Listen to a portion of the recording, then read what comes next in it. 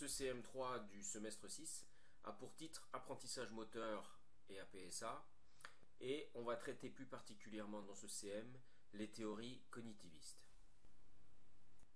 On peut dire que les théories de l'apprentissage moteur renvoient à des paradigmes différents. La notion de paradigme a été introduite par Kuhn dans la structure des révolutions scientifiques en 1983.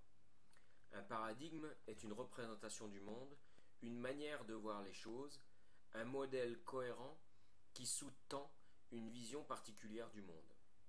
Les paradigmes se rejettent les uns les autres, c'est-à-dire on dit les paradigmes sont incommensurables. Par exemple, la révolution copernicienne est un changement de paradigme.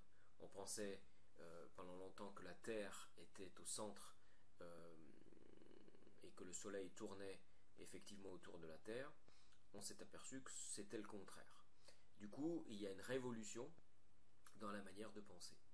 Un paradigme ne traduit pas forcément la réalité, c'est une réalité possible parmi d'autres.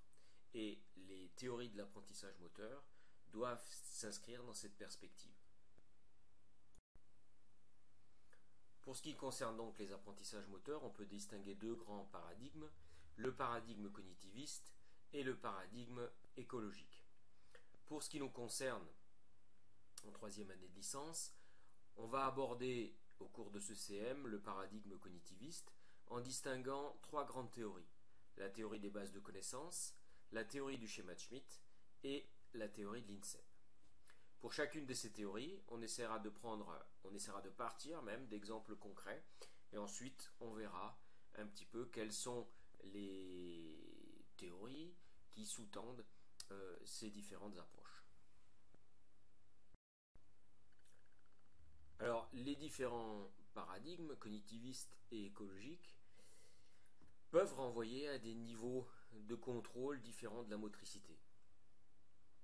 Au cours du premier semestre, vous avez vu qu'il existait effectivement différents niveaux de contrôle de la motricité, allant de l'idéomoteur au sensorimoteur.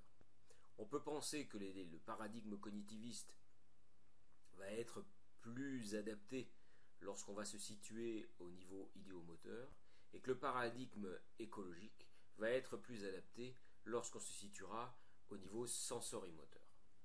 C'est-à-dire que ce qui est sous-jacent, c'est que la référence aux théories de l'apprentissage moteur doit se faire en regard de ce qu'il y a à apprendre et au regard de la transformation qu'on cherche à obtenir chez les élèves. Pour préciser un peu les choses, quand on enseigne une APSA, on peut définir différents types de contenus.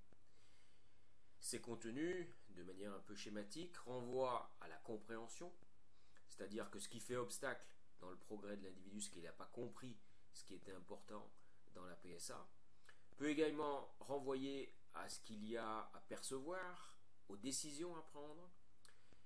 Ce contenu peut renvoyer à la coordination, c'est-à-dire que là on est sur le versant technique, et également au contrôle de l'action. L'idée, c'est que ces différentes théories ont une pertinence locale, c'est-à-dire que certaines théories sont plus adaptées à certains contenus que d'autres.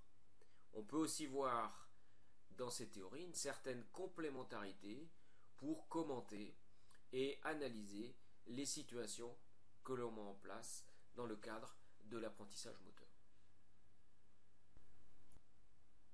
La logique cognitiviste repose sur un certain nombre de principes. Dans la logique cognitiviste, l'action sportive est la conséquence d'opérations cognitives effectuées par le système nerveux central. L'individu, le sportif, stocke en mémoire, manipule et utilise des connaissances pour agir, et ces connaissances sont stockées en mémoire. Une habileté motrice est commandée par quelque chose situé en mémoire. Ce quelque chose est appelé programme, connaissance, schéma.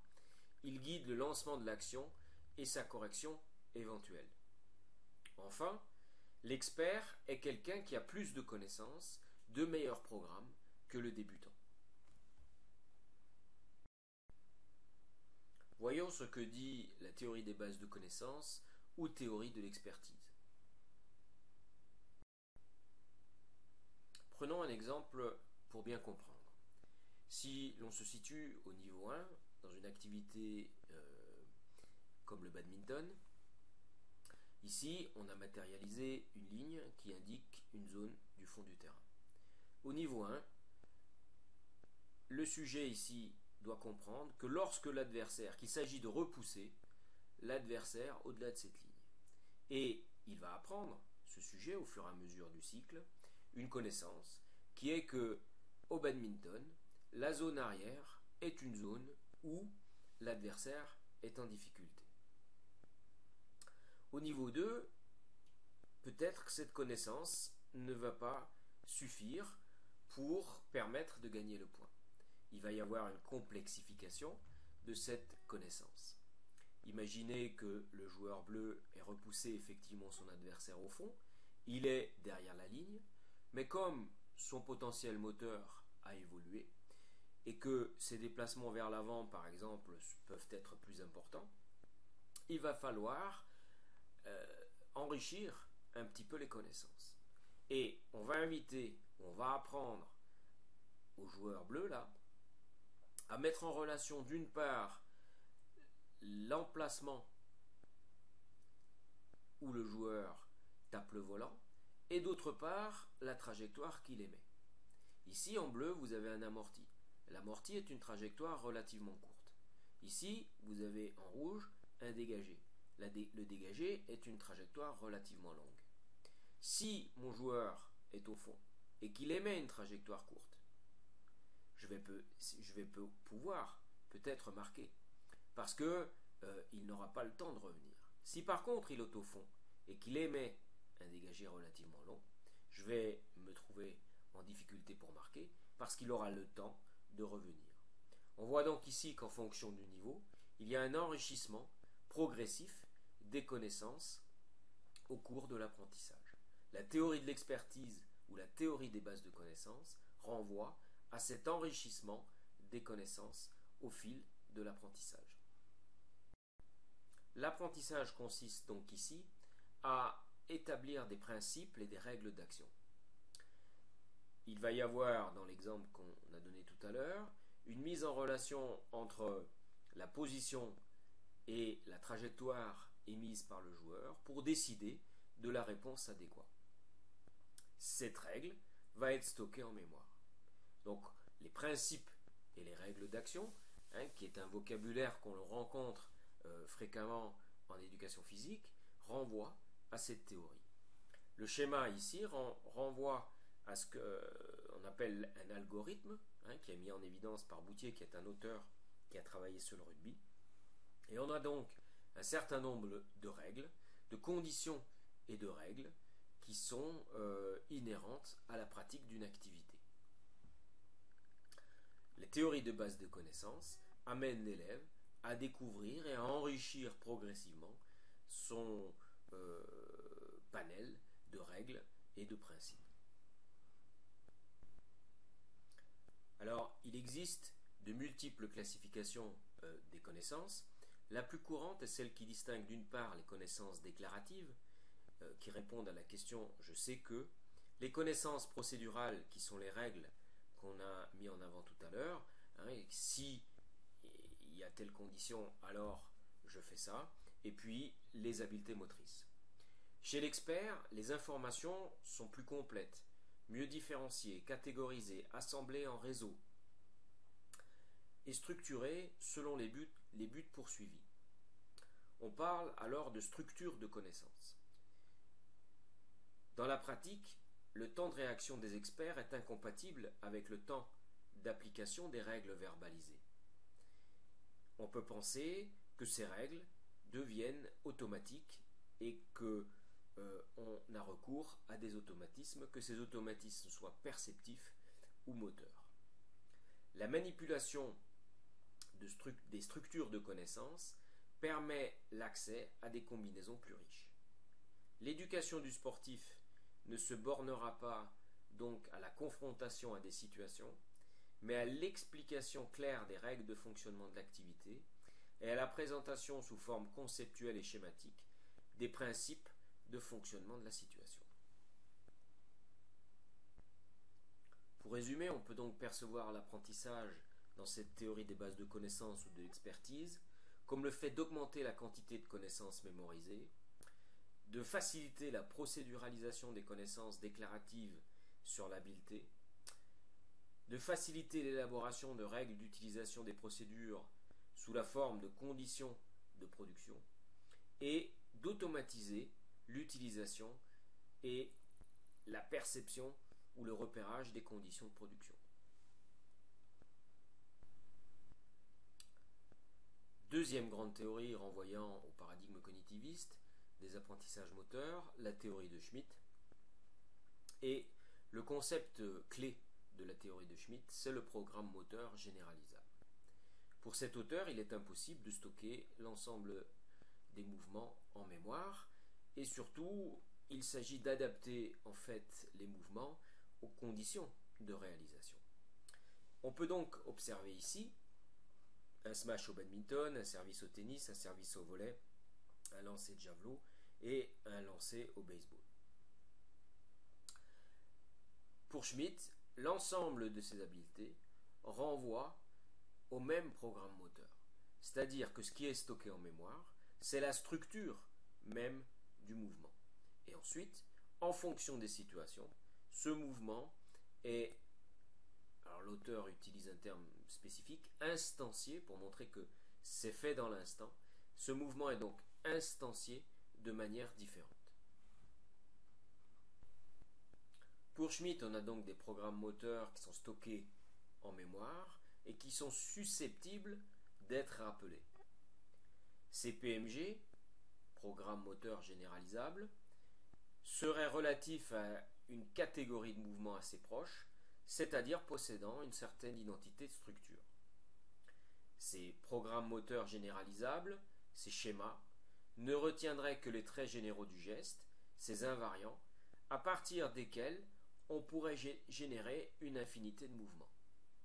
C'est-à-dire qu'à chaque fois que l'on fait appel à un programme moteur généralisable, le sujet va effectivement le reprogrammer en force, vitesse, amplitude et direction.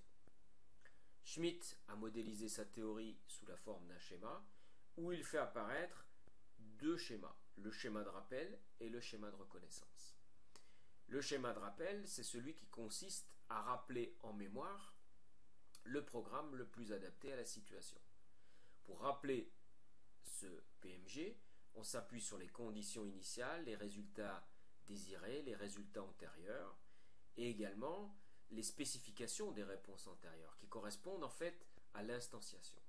À partir de là, le mouvement est programmé pour permettre de répondre à la situation. En même temps que s'élabore ce schéma de rappel, on a effectivement aussi un schéma de reconnaissance qui est mis en route, et en fonction du PMG sélectionné, il y a des conséquences sensorielles qui sont attendues. Et donc il y a une comparaison entre ce qui se réalise et ce qu'on attend, ce qui permet effectivement de déceler des erreurs et de réguler le mouvement. Voilà un petit peu comment fonctionne la motricité selon Schmitt. Alors Schmitt va un peu plus loin parce que c'est un des auteurs, disons, qui met en avant des principes pour acquérir les PMG. Il s'intéresse tout d'abord aux formes de pratique et il distingue, vous voyez dans le tableau, la pratique aléatoire, la pratique en bloc, la pratique constante et la pratique variable. La pratique aléatoire consiste pour l'apprenant à réaliser de manière aléatoire des tâches relevant de programmes moteurs généralisables différents. La pratique en bloc, elle consiste par contre pour l'apprenant à répéter plusieurs fois le même PMG. Et dans cette pratique en bloc, on peut distinguer la pratique constante et la pratique variable. La pratique constante, c'est qu'on va répéter le même PMG avec des paramètres identiques, c'est-à-dire que la programmation en force, vitesse, amplitude, direction sera la même. Avec la pratique variable, on va faire varier les conditions dans lesquelles va se mettre en œuvre le programme moteur généralisable. On va donc amener l'apprenant à réaliser une même tâche en modifiant les conditions de réalisation, mais le PMG requis reste identique durant la pratique. À chaque essai, on va demander donc de modifier la force, la vitesse, l'amplitude et la direction du geste à effectuer.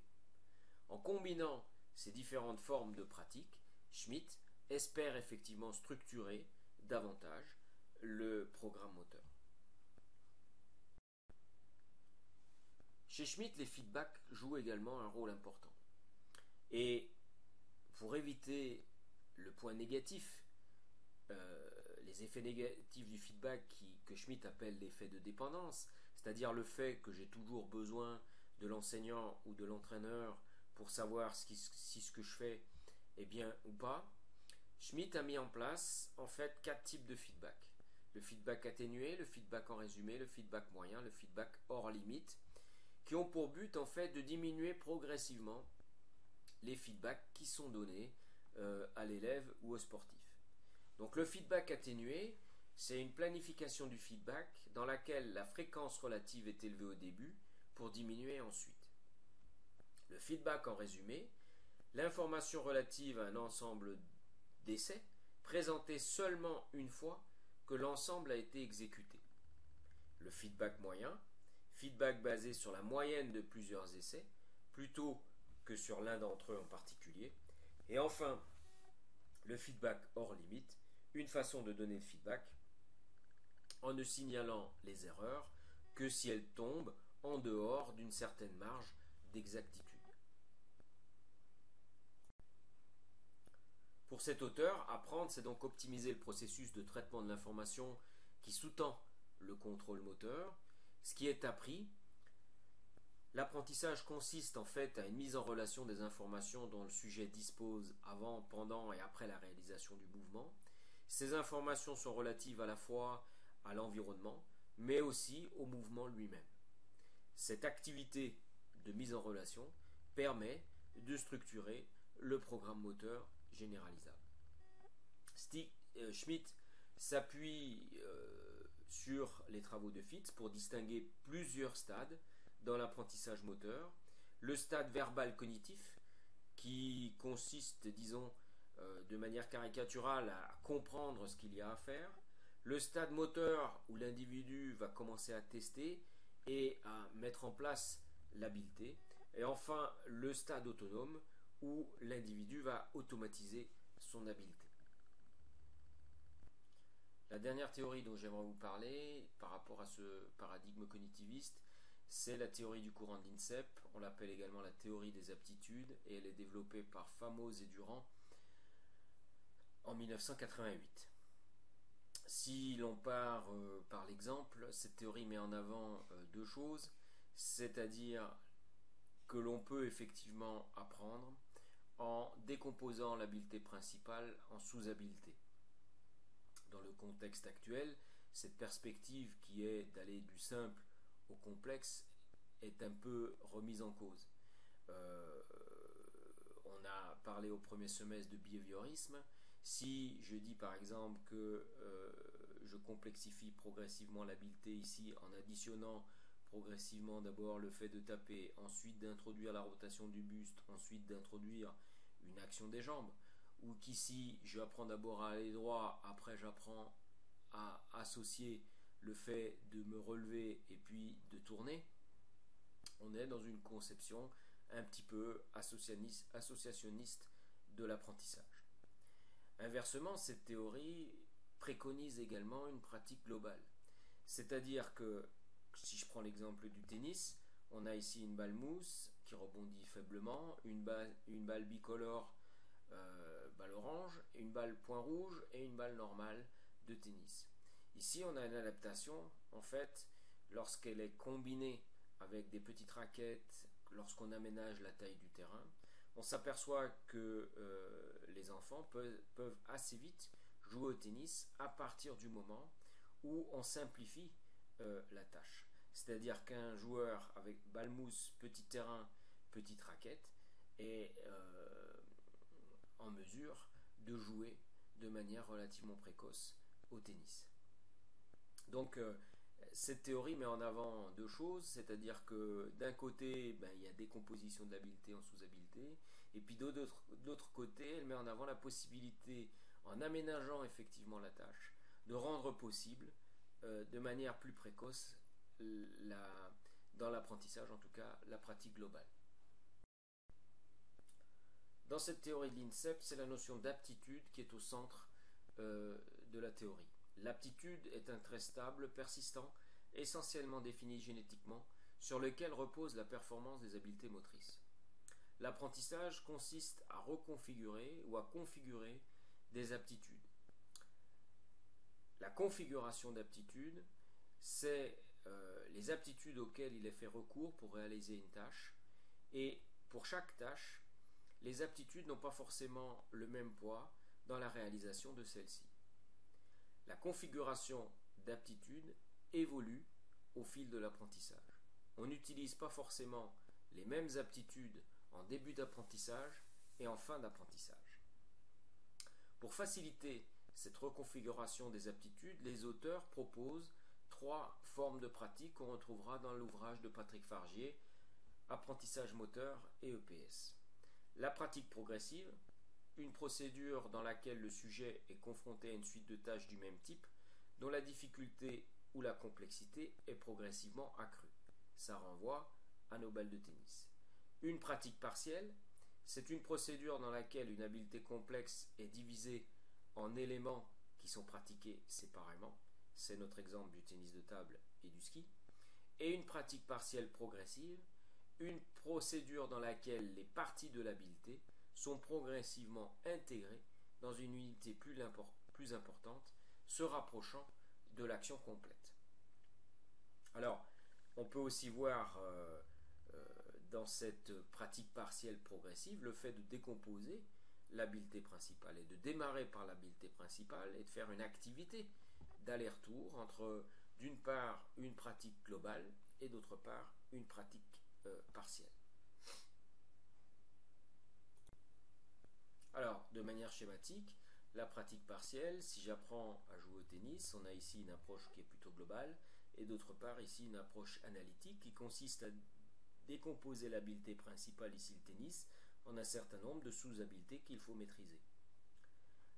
Cela dit, je ne suis pas obligé, il n'est jamais dit dans cette théorie qu'on est obligé de commencer par le bas et qu'ensuite on remonte. Il y a un travail d'aller-retour qui peut être fait entre les différents niveaux de cette habileté. D'autant plus que dans la pratique globale, comme on l'a vu tout à l'heure, on peut aménager la pratique pour qu'on puisse se retrouver d'emblée dans la pratique globale. Et là, ça renvoie effectivement à la pratique progressive.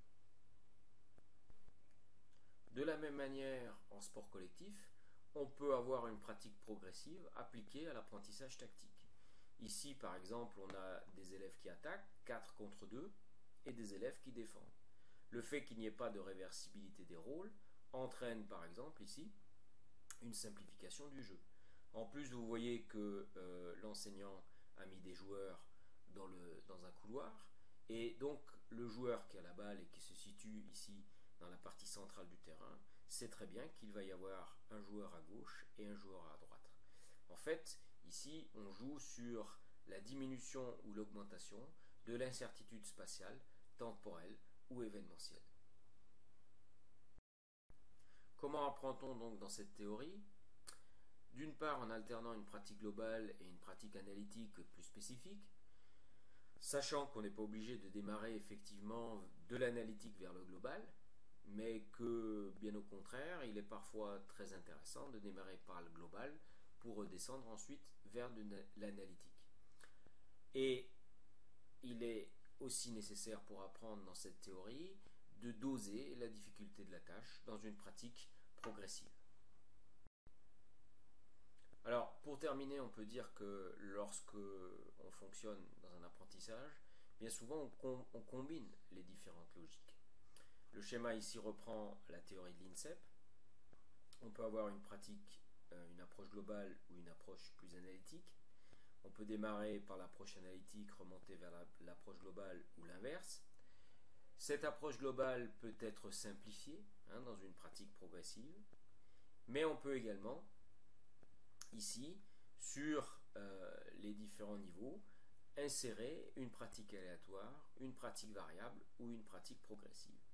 Et lorsqu'il s'agit d'apprentissages qui ont pour objet plus particulièrement la tactique, à chaque niveau ou à chaque situation correspondant par exemple à l'utilisation d'une frappe de fond de cours ou de la volée, on peut effectivement extraire des principes ou des règles d'action.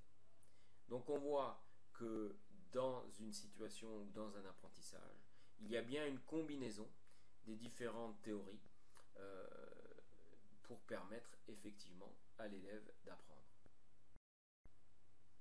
Alors en termes de conclusion provisoire, puisque la semaine prochaine on abordera le paradigme écologique, on peut dire que les différentes théories en fait peuvent renvoyer en tout cas à des contenus prioritaires.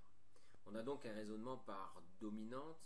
En fonction du type de contenu, on va peut-être se référer à certains types, plutôt tel ou tel type de théorie. On a vu également dans l'avant-dernière diapositive que ces théories peuvent être perçues de manière complémentaire et qu'elles s'imbriquent pour permettre effectivement à l'élève d'apprendre. J'aimerais terminer sur un point important, c'est-à-dire que la théorie, ici, les différentes théories ne disent pas quoi faire. Elles proposent des orientations, elles permettent de justifier une situation que l'on met en œuvre, mais elles ne dictent pas à l'enseignant ce qu'il doit effectivement faire pour apprendre. On faisait apprendre les élèves avant que ces théories n'apparaissent effectivement. Elles permettent en tout cas de lire ce qui se passe, de lire les situations selon un paradigme qui est le paradigme cognitiviste, d'expliquer et de justifier ce qu'on met en place. Je vous rappelle également que vous pouvez poser des questions sur le forum pour que je puisse construire le cours en présentiel et illustrer les notions qui ne seraient pas comprises par des exemples.